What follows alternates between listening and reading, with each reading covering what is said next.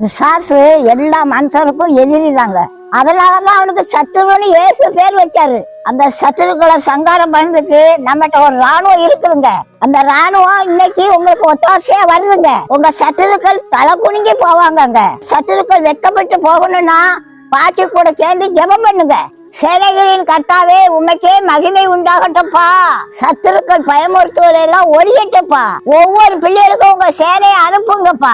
எலிசாவுக்காக ஒரு சேனையை அனுப்புனீங்களே, அதே போல எங்களுக்கு ஒரு சேனையை அனுப்புங்கப்பா. துன்பத்திலும் துயரத்திலும் இருந்து எங்களை விடுவீங்கப்பா. வியாதி கஷ்டங்கள்ல இருந்து எங்களை விடுவீங்கப்பா. கடன் பிரச்சனையில இருந்து எங்களை விடுவீங்கப்பா. மன சஞ்சலத்துல இருந்து எங்களை விடுவீங்கப்பா. சஞ்சலங்களும் தவிப்பும் ஓடி போகட்டப்பா. வெக்க அவமானம் எல்லாம் மறையட்டப்பா. எங்க குடும்பத்துக்கு எதிராக வர போராட்டங்கள்லாம் முடியட்டப்பா. ஊழியத்துக்கு எதிராக வர போராட்டங்கள்லாம் முடியட்டப்பா.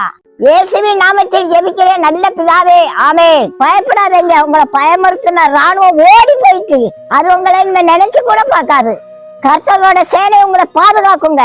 என்னை சாதாரண கேள்வின்னு நினைக்காதீங்க. நான் கர்த்தரோட ராணுவ தளபதிங்க.